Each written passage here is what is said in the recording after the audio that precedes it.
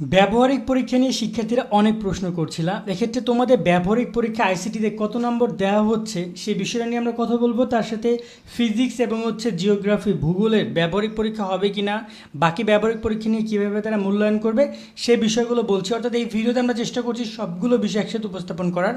প্রথমত আগে কথা বলি তোমাদের আইসিটি ব্যবহারিক পরীক্ষা নিয়ে। ইতিমধ্যে বিভিন্ন বোর্ড কিন্তু ব্যবহারিক পরীক্ষা আয়োজন করছে। পরীক্ষা শেষ করে চুপচাপ বসে না থেকে দক্ষতা বৃদ্ধি করো এবং পড়াশোনার পাশাপাশি আয় করার একটি গুরুত্বপূর্ণ কোর্স নিয়ে আলোচনা করব ভিডিওর শেষে। অবশ্যই ভিডিওটি দেখো।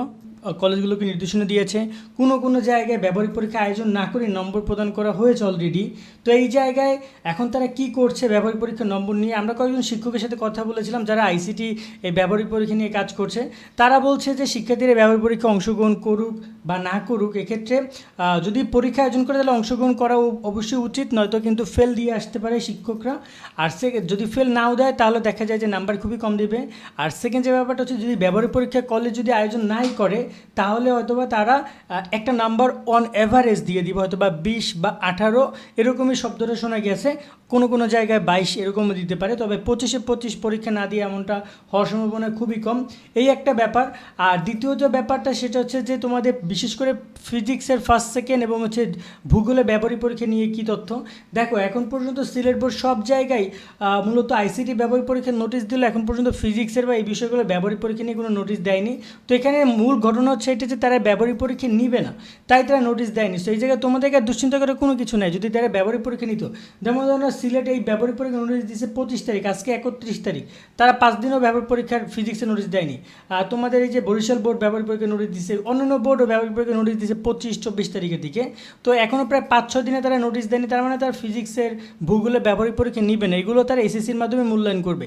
এসএসসিতে ব্যবহারিক পরীক্ষায় তুমি যত মার্ক পেয়েছো সেটা তোমরা সেখান থেকে দেখে নাও। তো এই জায়গায় তোমরা এসএসসির মার্কশিট ডাউনলোড করে নাও বা মানসিক দেখে নাও, মার্কশিটে কিন্তু এসএসসি ব্যবহারিক পরীক্ষার নম্বরগুলো দেওয়া রয়েছে। সেকেন্ড যে ব্যাপারটা সেটা হচ্ছে যে তোমাদের অন্যান্য বিষয়গুলো যেমন রসায়ন, যেমন জীববিজ্ঞান, উচ্চতর গণিত, কী শিক্ষা, এই রকমের যে সাবজেক্টগুলো রয়েছে সেখানে ব্যবহারিক পরীক্ষা নিয়ে তারা কী করবে। দেখো, এটা লাস্ট ডিসিশন ঢাকা বোর্ডের চেয়ারম্যান অধ্যাপক তপন কুমার সরকার, তিনি নিজ মুখে বলেছেন যে এটা এসএসসির মাধ্যমে মূল্যায়ন করা হবে। সো এখন এসএসসিতে তোমরা যাই পেয়েছো সেটাই পাবে, এটা তো কোনোভাবে জেএসসি থেকে আসবে না। কেন জেএসসি থেকে আসবে না? কারণ জেএসসিতে এই সাবজেক্টগুলো নাই ব্যবহারিকে, তো সেখান থেকে আসা কোনো প্রশ্নই নাই। তুমি এখানে এসএসসিতে পদার্থতে যত পেয়েছো, রসায়নে যত পেয়েছো, ভূগোলে যত পেয়েছো, কৃষিতে যত পেয়েছো, এখানেও তোমাকে সেম নাম্বারটাই কাউন্ট করা হবে। তবে একটা কথা তোমাদেরকে আমি বলতে চাই, শোনো, এখানে আসলে তোমাদের হাতে এই মুহূর্তে রেজাল্টের কোনো অংশটাই নেই, সবই শিক্ষা মন্ত্রণালয় থেকে পর্যালোচনা করে বিষয়গুলো জানাবে। সেই জায়গায় তোমরা আপাতত দোয়া করো আল্লাহর কাছে যেন সব কিছু ঠিকঠাক থাকে, কোনো ধরনের কোনো বিষয় খারাপ না হয়। তবে যদি কোনো রেজাল্ট খারাপ হয় তারপরেও তোমরা সুযোগ পাবো বোর্ড চ্যালেঞ্জে করার। সেই জায়গায় তোমরা আপাতত আমি বলবো যে তোমরা রিল্যাক্স থাকো। বোর্ড চ্যালেঞ্জের বিষয়গুলো নিয়ে আমরা কথা বলবো যে কীভাবে তোমরা বোর্ড চ্যালেঞ্জ করতে পারবা। বাট একটা কথা হচ্ছে যে রেজাল্ট প্রকাশের বিষয়টি, এই বিষয়গুলো যখন সামনে আসবে তারা কীভাবে রেজাল্ট দিচ্ছে তখনই আমরা বিষয়গুলো আর ভালোভাবে বুঝতে পারবো। তো সর্বোপরি একটাই কথা যে তোমরা চেষ্টা করো যে টুকটাক খোঁজখবর রাখার কীভাবে কী হচ্ছে, এবং আমরা যখন যেটা আসবে তোমাদেরকে জানাবো। আর ব্যবহারিক পরীক্ষা দুশ্চিন্তা করার কোনো কিছু নেই। এই মুহূর্তে আইসিটি ব্যবহারিক পরীক্ষা যেখানে যা নিচ্ছে তোমরা সেখানে সেটা দাও, আর বাকিগুলো তোমাদের হাতে কোনো কিছুই নাই। আজকের মতো আমরা এখানে বেঁধে নিচ্ছি। সকলে অনেক অনেক ভালো থাকবা। আল্লাহ হাফেজ। পরীক্ষার পরবর্তী সময়ে অহেতুক সময় নষ্ট না করে স্কিল ডেভেলপমেন্ট ট্রেনিংয়ে যুক্ত হওয়া অত্যন্ত গুরুত্বপূর্ণ।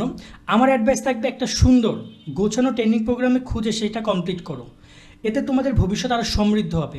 তোমরা যদি কম্পিউটার আর ইন্টারনেট চালাতে পারো তাহলে ইফ্রম Bangladesh real time project based e-commerce entrepreneurship training program তোমার জন্য একদম বেস্ট। কেন বেস্ট বলছি? কারণ এটি শুধু একটি ট্রেনিং প্রোগ্রাম নয়, বরং এটি একটি বাস্তব ভিত্তিক শিক্ষা এবং অভিজ্ঞতা অর্জনের প্ল্যাটফর্ম। এই ট্রেনিং প্রোগ্রামে তুমি শিখতে পারবা web development, graphic design, digital marketing, data analysis এবং ই-কমার্স ব্যবসার সব কিছু।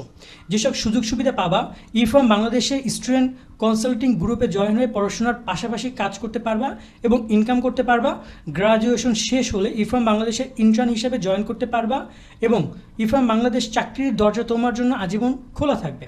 যে রিয়েল প্রজেক্টের মাধ্যমে এই ট্রেনিং করা হবে সেই প্রজেক্টের মালিকানা শেয়ার পাবা, মানে এটা একটা ই-কমার্স কোম্পানির গর্বিত মালিক হবা এবং প্রফিট শেয়ার পাবা। এই ট্রেনিং প্রোগ্রামের ফি 15,000 টাকা হলেও আমাদের চ্যানেলের রেফারেন্স ব্যবহার করলে 50%-এর বেশি ডিসকাউন্টে মাত্র 7,000 টাকা এই ট্রেনিং করতে পারবা। মোট 15টি অনলাইন ক্লাস প্রতিটি 2 ঘন্টা করে। সেই সাথে নেটওয়ার্কিং সার্টিফিকেট বিতরণ এবং ডিনার প্রোগ্রামের জন্য থাকছে 2টি অফলাইন সেশন। ক্লাস শুরু হবে 1 সেপ্টেম্বর থেকে এবং চলবে 10 অক্টোবর পর্যন্ত। কিন্তু মনে রাখবা সিট সংখ্যা সীমিত, তাই রেজিস্ট্রেশন করতে হবে এখনই।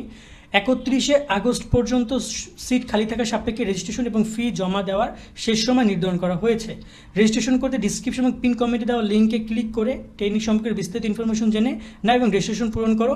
ফর্ম পূরণের পর হোয়াটসঅ্যাপ গ্রুপে যুক্ত হও, তারপর হোয়াটসঅ্যাপ গ্রুপে ডিসক্রিপশন দেখে ফি জমা দিলে তোমার রেজিস্ট্রেশন সম্পন্ন হবে। সময় নষ্ট না করে এখনই রেজিস্ট্রেশন করে সিট নিশ্চিত করো। মনে রাখবা, একবার সুযোগ মিস হলে তা ফিরিয়ে আনা যায় না, তাই এই সুযোগ হাতছাড়া করো না।